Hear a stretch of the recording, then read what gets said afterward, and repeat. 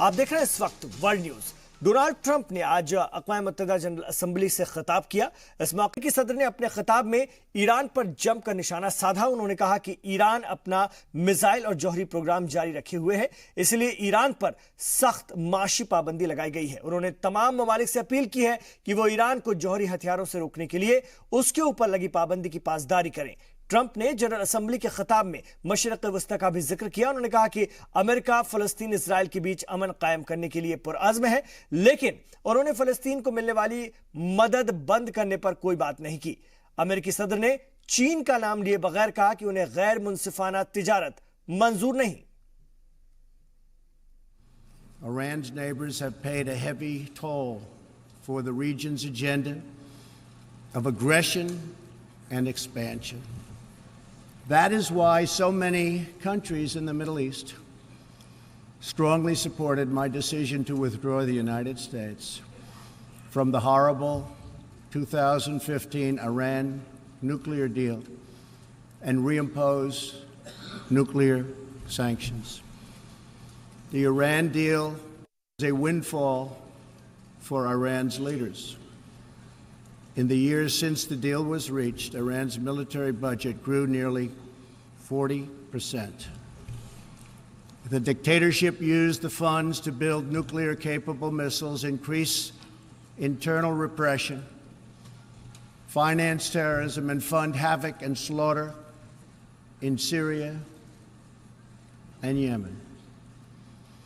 The United States has launched a campaign of economic pressure. America will never apologize for protecting its citizens.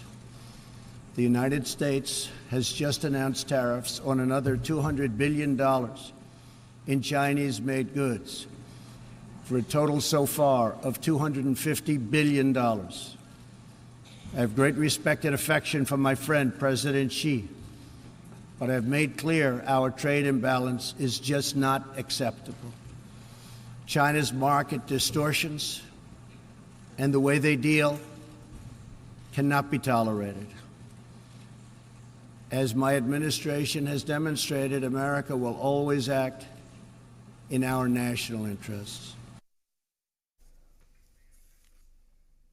उधर अमेरिकी पाबंदियों के बीच 5 आलमी ताकतों ने ईरान के साथ तिजारती सरगर्मियों को जारी रखने का ऐलान किया है। न्यूयॉर्क में ईरानी वजीर खारजा और बरतानिया, फ्रांस, जर्मनी, रूस और चीन के वज़राए खारजा के दरमियान अहम मीटिंग हुई। इस मीटिंग में ईरानी जौहरी डील से अमेरिकी अलहदगी और ईरान पर नई पाबंदियों के निफाज से पैदा होने वाली सूरत हाल पर तवज्जो मरकूज रही। जौहरी मुआहदे पर दस्तखत करने वाले 5 आलमी ताकतों ने ईरान के साथ बार्टर सिस्टम के तहत तिजारत जारी रखने पर इत्तफाक किया है। इजलास के बाद जारी एक मुश्तरका बयान में कहा गया है कि जौहरी मुआहदे के तहत ईरान के साथ तिजारती ताल्लुकात बरकरार रखे जाएंगे और अमेरिकी पाबंदियों के पेश नजर रकम की अदायगी का नया तरीका वाजे किया जाएगा।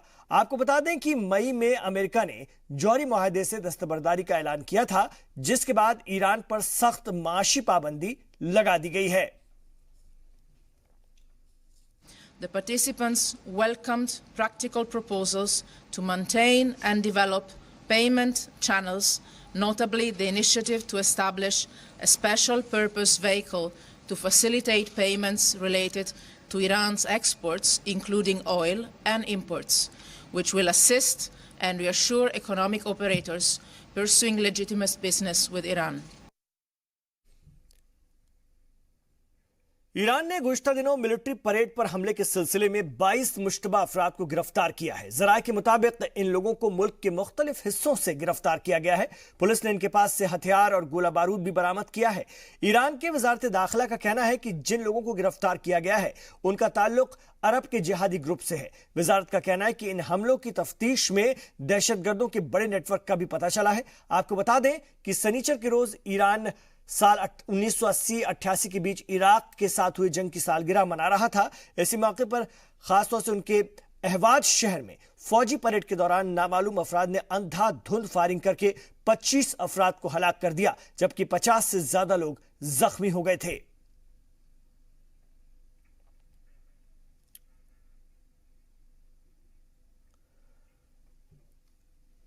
उधर अमेरिका और इजराइल ने रूसी हुकूमत के जरिए शाम को S-300 एंटी मिसाइल सिस्टम देने की सख्त मुखालफत की। अमेरिकी कौमी सलामती के मुशीर जॉन बोल्टन ने कहा है कि इससे मशरिक वस्ता में हथियारों की होड़ बढ़ेगी। बोल्टन ने रूस से अपील की है कि वह अपने फैसले पर नजरसानी करे। अमेरिकी सलामती मुशीर ने कहा कि रूसी तैयारा इजराइल की गलती से नहीं बल्कि शाम और लेबनान की मुखालफत की वजह से मार गिराया गया है। रूस के वजीर दिफा सरगेई शोइगु ने गुज़िश्ता दिनों इस बात का ऐलान किया था कि 2 हफ्ते के अंदर शाम को S-300 एंटी मिसाइल सिस्टम फराहम करा दिया जाएगा। सरगेई शोइगु ने कहा कि S-300 मिसाइल डिफेंस सिस्टम से शाम की फौज मजबूत होगी। यह मिसाइल जंगी जहाजों के साथ ही छोटी और वस्त दूरी तक मार करने वाली मिसाइलों को भी बर्बाद कर सकता है। आपको बता दें कि गुज़िश्ता दिनों गलती से एक रूसी तैयारे को मार गिराया गया था, जिसमें कि रूस के 15 फौजी मारे गए थे। इस हमले के लिए रूस ने इजराइल को जिम्मेदार ठहराया था।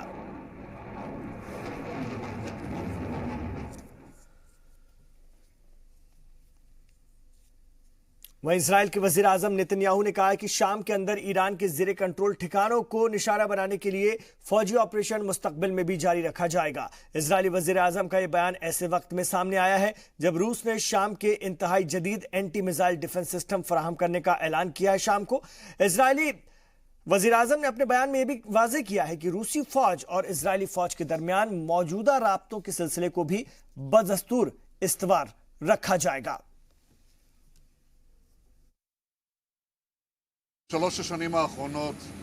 गुज़िश्ता 3 सालों से इसराइल ने शाम में ईरानी मिलिशिया पर कंट्रोल किया है। हम शाम में ईरानी ठिकानों को निशाना बनाते रहेंगे ताकि खित्ते में ईरानी मुदाखलत बंद की जा सके। इसराइली और रूसी फौज के दरमियान ताल्लुकात पहले की तरह बहाल रहेंगे।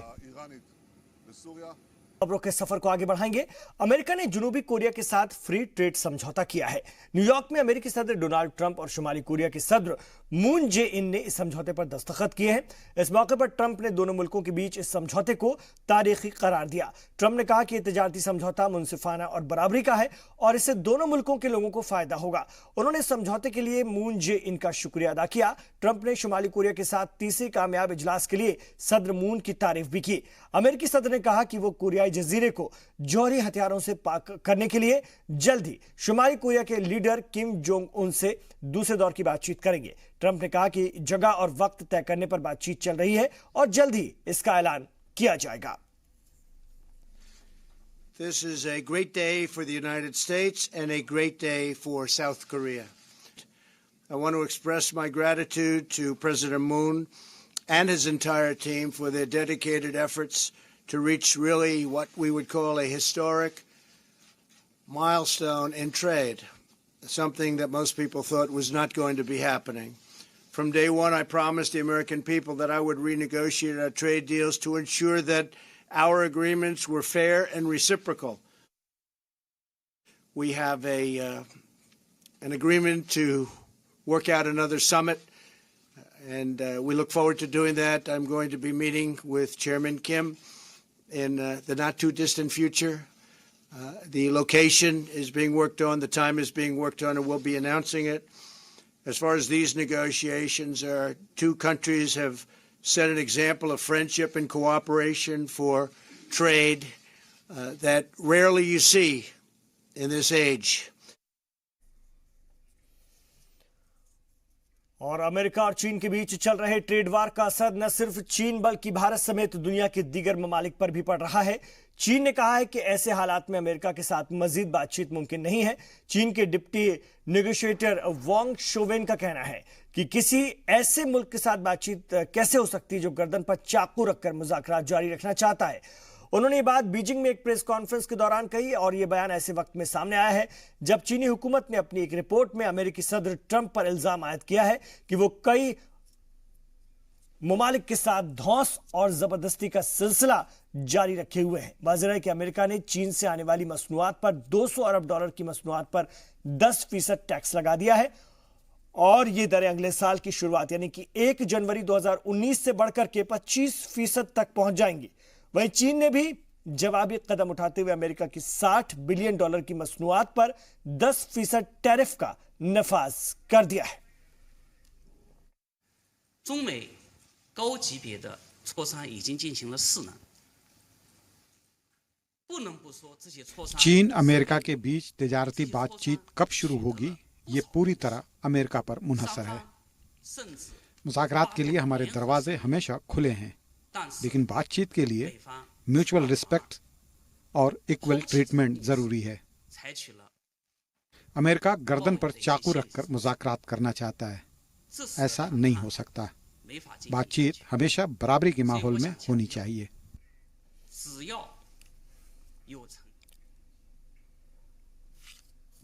इधर अमेरिका ने ताइवान को $33 करोड़ का फौजी साजो सामान बेचने का ऐलान किया है। इस कदम से अमेरिका और चीन के बीच कशीदगी में इजाफा होने के आसार हैं। अमेरिकी सदर ट्रंप ने ताइवान को $33 करोड़ की फौजी साजो सामान फरोख्त करने की मंजूरी दे दी है। अमेरिकी वजारत खारजा ने अपने एक बयान में कहा है कि इस बिक्री के तहत ताइवान को कई लड़ाकू जहाज के लिए कल पुर्जे मुहैया कराए जाएंगे, जिनमें कि F-16 जंगी जहाज और C-130 कार्गो प्लेन शामिल हैं। वहीं चीन ने ताइवान को फौजी साजो सामान दिए जाने पर सख्त नाराजगी जताई है। चीन की वजारत खारजा के तर्जुमान जिंग शुआन ने कहा है कि अमेरिका खुलेआम बैनुल-अक़वामी क़वानीन की खिलाफ वर्जी कर रहा है। ये चीन की खुद मुख्तारी और सालमियत को एक खुला चैलेंज है। वाज़ेह है कि ताइवान की अपनी एक आज़ाद हुकूमत है, लेकिन चीन वन चाइना पॉलिसी के तहत उसे अपना एक हिस्सा मानता है। अमेरिका का ताइवान को हथियार फरोख्त करना बैनुल-अक़वामी क़वानीन की खुली खिलाफ वर्जी है। ये साइनो यूएस ज्वाइंट कम्युनिक के खिलाफ भी है। इससे चीन की खुद मुख्तारी और सालमियत को खतरा पैदा हो सकता है। चीन ताइवान को हथियारों की सप्लाई की मुखालफत करता है। हमने अमेरिकी हुकूमत को इस इक़दाम से खबरदार किया है। और अमेरिका ने मुहाजिरीन रोहिंग्या मुसलमानों के लिए इमदाद दोगुना करने का फैसला किया है। अक़वाम मुत्तहिदा में अमेरिकी सफ़ीर निकी हेली ने कहा है कि उनकी हुकूमत रोहिंग्या मुहाजिरीन का इमदादी सिलसिला जारी रखते हुए मजीद $185 मिलियन की मदद फराहम कराएगी। उन्होंने दूसरे ममालिक से भी दरख्वास्त की है कि वो भी इस इमदादी प्रोग्राम का हिस्सा बने।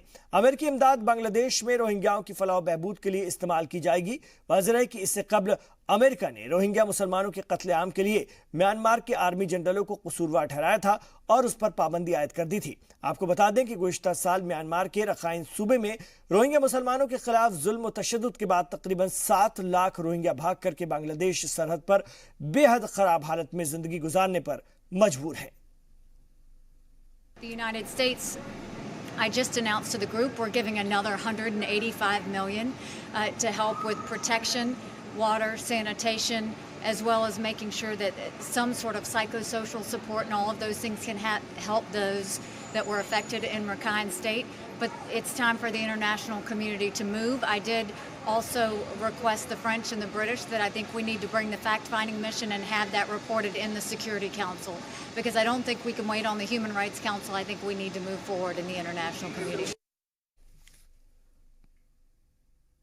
जिनसी इस्तेहसाल के इल्जामात का सामना कर रहे अमेरिकी सुप्रीम कोर्ट जज ओहदे के उम्मीदवार ब्रेट कैवनांग ने अपने को बेकसूर बताया है। एक अमेरिकी न्यूज चैनल के साथ बातचीत में ब्रेट ने कहा कि वो एक साफ शफाफ सुनवाई के इंतजार में है ताकि अपने वकार का तहफ़्फ़ुज़ कर सकें। कैवनांग ने कहा कई खासतौर से हाई स्कूल पास करने तक वो वर्जिन थे और उसने हमेशा ख़वातीन का एहतराम किया है। वाज़ेह है कि एक खातून प्रोफेसर क्रिस्टीन ब्लेजीफोर्ड के इल्जामात के बाद जज ब्रेट कैवनांग के खिलाफ जिनसी इस्तेहसाल का एक और मामला सामने आया है। सीनेट के डेमोक्रेट रुकन इन इल्जामात की जांच कर रहे हैं और इस नए इंकशाफ के बाद सुप्रीम कोर्ट के जज ओहदे पर ब्रेट कैवनांग की तकर्रुरी मुश्किल हो सकती है। No, I've never sexually assaulted anyone, not in high school, not ever. I've always treated women with dignity and respect. इधर अमेरिकी सदर डोनाल्ड ट्रंप ने डिप्टी अटॉर्नी जनरल रॉड रोसेनस्टीन को जुमेरात को मुलाकात के लिए व्हाइट हाउस बुलाया है और ऐसी अटकलें हैं कि रोसेनस्टीन ओहदे से इस्तीफा दे सकते हैं या फिर उन्हें हटाया जा सकता है। व्हाइट हाउस की प्रेस सचिव सारा सैंडर्स ने कहा है कि सेक्रेटरी अटॉर्नी जनरल रॉड रोसेनस्टीन की खासतौर से गुजारिश पर और ट्रंप हालिया वाकयात पर बातचीत करेंगे।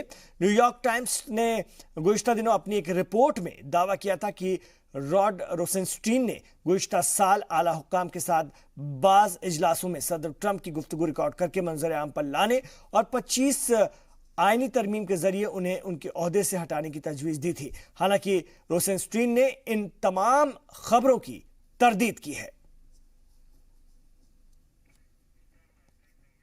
स्वीडन के वजीर आजम स्टीफन लॉफवेन को पार्लियामेंट में एतमाद का वोट हासिल नहीं हो सका है। इससे मुल्क में नई सरकार को लेकर तजब्जुब के हालात पैदा हो गए हैं। 9 सितंबर को हुए इंतखाबात में किसी भी पार्टी को अक्सरियत नहीं मिली थी।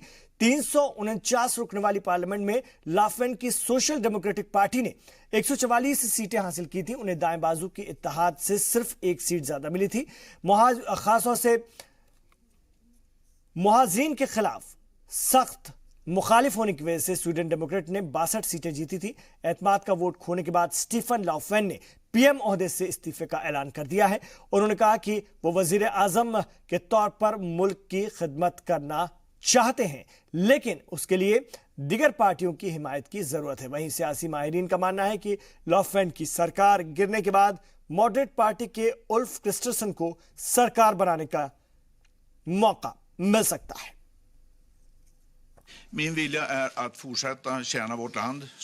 मैं वजीर आजम के तौर पर अब भी मुल्क की खिदमत करना चाहता हूँ, लेकिन मैं उस हुकूमत को लीड करना चाहता हूँ जिसका ब्रॉडर सपोर्ट हो।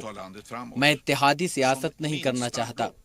अगर इत्तेहादी अपोजिशन मुल्क चलाना चाहते हैं तो अच्छा है, लेकिन इस इत्तेहाद को सोशल डेमोक्रेट्स, ग्रीन पार्टी और लेफ्ट पार्टी की हिमायत हासिल नहीं होगी। और फोटो शेयरिंग ऐप इंस्टाग्राम के को-फाउंडर केविन सिस्ट्रोम और माइक क्रिगर ने इस्तीफा दे दिया है। सिस्ट्रोम इंस्टाग्राम के सीईओ और क्रिगर चीफ टेक्निकल ऑफिसर की जिम्मेदारी संभाल रहे हैं और कुछ दिन में दोनों कंपनी छोड़ देंगे। जराये के मुताबिक पेरेंट कंपनी फेसबुक के सीईओ मार्क जकरबर्ग से तनाज़े की वजह से दोनों ने यह फैसला लिया है। फेसबुक ने 2012 में $100 करोड़ में इंस्टाग्राम को खरीदा था। 6 साल पहले इंस्टाग्राम के सिर्फ 3 करोड़ यूजर थे और अब यह तादाद 100 करोड़ के पार कर चुकी है। फेसबुक के रेवेन्यू का बड़ा हिस्सा इंस्टाग्राम से आता है और सिस्ट्रोम और क्रिगर 2010 में पहली बार मिले थे। सिस्ट्रोम के बनाए एक सॉफ्टवेयर प्रोजेक्ट को दोनों ने मिलकर इंस्टाग्राम में बदल दिया। फेसबुक छोड़ने के बाद दोनों किसी नए प्रोजेक्ट पर काम करेंगे। इस साल रूस में हुए फीफा वर्ल्ड कप में सबसे ज्यादा सुर्खियों में रहने वाले क्रोएशिया के स्टार फुटबॉलर कप्तान लूका मॉड्रिच को FIFA player of the year award से नवाजा गया है। लंदन में फीफा अवार्ड तकरीब मुनक्किद की गई। रियल मैड्रिड के 33 साल के मिडफील्डर ने इस अवार्ड के लिए अपने साबिक साथी खिलाड़ी क्रिस्टियानो रोनाल्डो और लिवरपूल के मोहम्मद सलाह को पछाड़ा। खास बात यह रही कि इस अवार्ड के लिए हुई वोटिंग में पिछले एक दहाई में 5 बार इस खिताब को जीत चुके लियोनेल मेसी ने मॉड्रिच को अपना वोट दिया। मॉड्रिच के लिए FIFA player of the year award जीतना इसलिए भी मायने रखता है क्योंकि उन्होंने इस अवार्ड पर कब्जा करने की क्रिस्टियानो रोनाल्डो और लियोनेल मेसी के पिछले एक दहाई से चली आ रही दोहरी बादशाहत को खत्म कर दिया है। It's amazing feeling, really. Feel proud, honored to receive this amazing award, to be the best, chosen like best player in the world. It's really amazing for me, amazing. एक कहावत है, जाको रखे साइयां मार सके ना कोई। यह कहावत इंडोनेशिया के रहने वाले एक 19 साला आल्दी नोवेल पर पूरी तरह से साबित होती है। इंडोनेशिया के रहने वाले आल्दी करीब 49 दिनों तक पैसिफिक ओशन में अपनी नाव में फंसे रहे। उनकी कश्ती टूट चुकी थी, लेकिन उन्होंने हिम्मत नहीं हारी। समंदर के बीच तन्हा जिंदा रहने के लिए बड़ी जद्दोजहद की। आल्दी नोवेल ने बताया कि उसने जिंदा रहने के लिए लकड़ी से मछली पकड़कर खाई। इसके अलावा उसने अपनी टी शर्ट पानी में भिगो करके समंदर का खारा पानी पिया।